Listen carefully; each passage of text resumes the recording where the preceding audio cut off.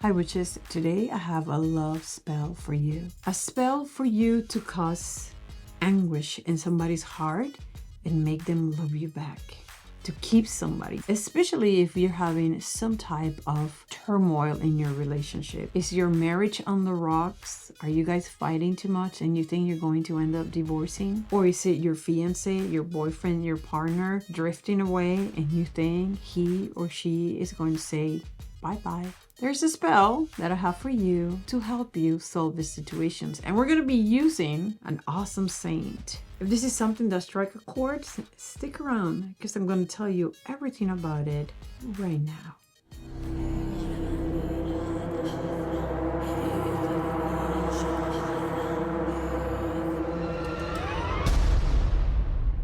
Hi witches, blessed be. This is White Raven over here. Today's Monday, so happy Magic Monday to all of you guys. I have a really interesting video for you guys today. It has a little bit of history and it has a little bit of Mexican Brujeria, which I'm really excited to always share with you. And also it has a lot to do with love. We're going to be talking about a very interesting saint. Her name is St Helena, Elena, Helen, however you want to pronounce her name. And she has been attributed love, difficult marriages, divorce. So she's going to be the one that you're going to call upon. If you think your husband wants to divorce you, for example, you guys been talking about it, but you don't really want your husband to divorce you and you need some help and the aid of some deity out there, well, this is the saint that you are going to be calling upon. So I'm going to show you the book when I'm getting the inspiration for this spell. And this is also a book that I'm going to be reviewing for you guys next week. I'm really excited to have this book that Weiser was so kind to send me, which is Mexican Sorcery, a practical guide to Brujeria de Rancho. I really like it. The author of this book, she's really sweet. Her name is Laura Dávila, and she is in Instagram as Daphne la Hechicera, Daphne the Sorcerer. I invite for you guys to check her out in Instagram. She's really sweet. I really, really like her. And so this spell that we have today is going to be for this book that I'm going to be reviewing for you guys next week. Before I continue, I know it's a month of love and some of us have a lot of, not only love, but a lot of lust. And I don't know why, but vampires always make me feel that sexual love, sexy kind of love. And I got this awesome incense. It's going to be in the website sometime this week, but I wanted you to check it out. It smells really good. It's really aromatic. So it's going to be in the website as well. It's a lot of interesting stuff in the website, so go ahead and check it out. If you're new to this channel, I welcome you. My name is White Raven, and I do not work for people, but I love to share spells with everybody so you can help yourself. So let's get into the spell for today. I'm going to start by lighting my Amor love incense. While I do this, let me talk to you a little bit about love spells, witches. Love spells have been performed for centuries. This is nothing that is new to you, because of TikTok, because of YouTube, because of nothing. Love spells have been performed for ages, forever. We all long to be loved. We want to be loved. We want to be cherished, taken care of. Love is a great feeling, witches. Us witches, we have the responsibility to share with you and to be honest with you, witches. We can do a lot of love spells and we can help love. There's no question about that. However, you cannot force somebody to love you. You cannot make somebody fall in love with you. That is a feeling that is a very hard feeling to recreate with magic. My incense is right here. So for you to do a spell to make somebody to fall in love with you, I gotta tell you, witches, you're going to be manipulating somebody else's feeling. You're going to be manipulating. If it's not happening, if the person is not in love with you, chances are this spell is going to turn on you. You must be very cautious when you're doing love spells because, and I'm going to tell you when love spells do work, because they do work. Because if you manipulate somebody else's feeling and you do an amarre, like you bind somebody to you because you do a love spell or some type of enchantment, you're going to have somebody following you like a puppy dog for a very, very long time. And so what happens is that when you want to get rid of that person, you don't want to be with that person anymore because you are suffocated with all the attention and worshiping, then it's really hard for you to get rid of that person. And it could be worse, because if the person that gets extremely obsessive with you, it could actually be borderline dangerous. So whenever you're going to do a love spell, remember what they said. Be careful what you wish for, witches, because it may come true. So having said all that, let me now tell you when love spells do really work. Love spells are great for you to reignite the relationship between and your husband, for example. Love spells are great to help that person do the last step to finally ask you out. Love spells are good to keep your fire burning, to bless your marriage, to bless your relationships. Love spells work on situations like that. When the love is already around, you're able to enhance, you're able to strengthen, you're able to awaken the passion between you and another person, and the care, the interest between you and another person. But that is when that feeling is already there. Love spells are here for a reason. It is us that many times use these love spells for the wrong reasons. It's one thing to ignite passion between you and your husband, and another thing altogether is trying to get somebody that's a complete stranger to fall in love with you. That's just making the difference, so you guys know what to expect when you do any type of love spell. If you are in a relationship that has a lot of problems at this moment, and you're starting to feel like you're either going to, your husband's going to ask you for a divorce, or your boyfriend's going to just break up with you, this is the spell for you. So let me tell you a little bit about St. Helena. St. Helena was the mother of Constantine back in the year 270 after Jesus died. And we're going to use Jesus here. So just letting you know, this is Spanish Mexican brujeria. So please be open-minded. All right. Be open-minded.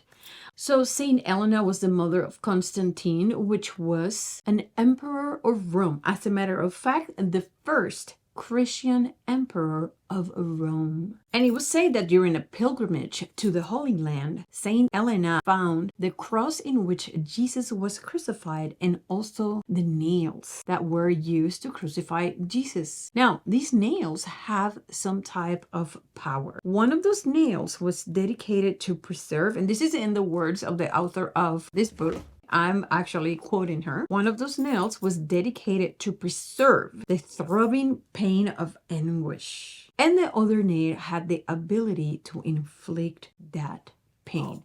Since we're talking about the nails, let's get into the ingredients that we are going to use for this spell.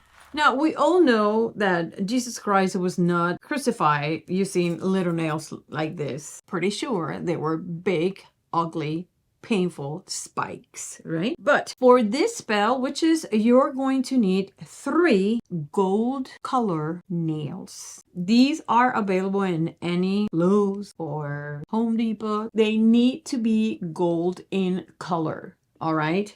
Now, witches, I'm going to tell you this before I continue. Your magic is going to go as far as you take it. If you don't have the gold nails, paint them gold. But use gold nails. Don't be lazy. I put a post in my Facebook the other day about lazy witches, and this is what I'm talking about. You have to do the work. Besides the 3 nails, you definitely are going to need a picture of the individual that you are working.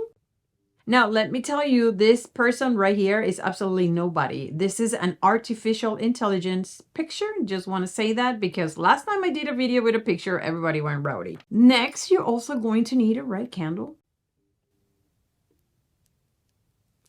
You're going to need some olive oil. So far, very easy, the ingredients, witches. You're going to need some cinnamon.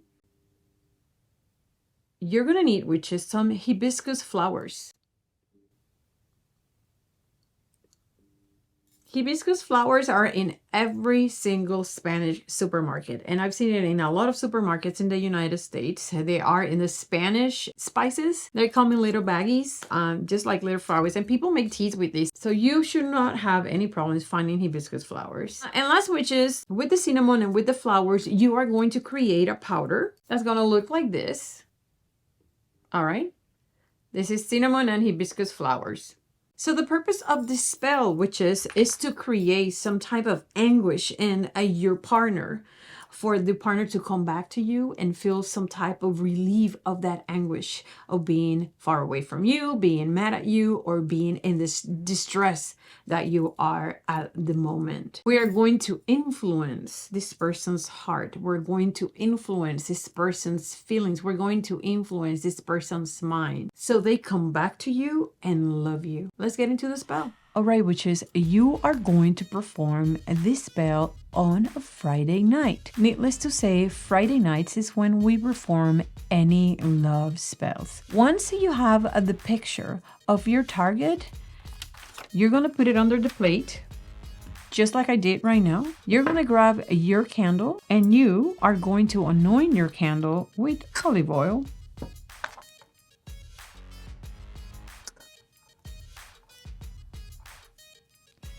Once you have your candle anointed, let's rub some of our powder in your candle.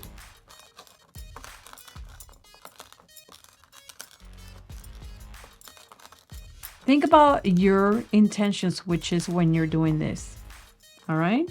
Okay, witches, now that we have the picture under the plate and we have the oil and the cinnamon and the hibiscus flowers rubbed in your candle, you're going to locate this candle in the center of the plate, just like that. You're going to grab your nails, witches, and you're going to put it in the right side of the candle.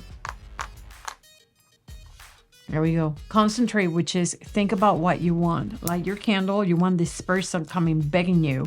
You don't want this person leaving you. You want this person to come back. You want these nails to pierce that person's heart so they feel the throbbing pain of not having you and having to come back begging you for forgiveness and never to leave you. And this is the chant that you're going to chant. We're going to do a prayer to St Helena. Glorious St Helena, daughter of the Queen of Jerusalem. You went to Jerusalem and 3 nails you brought.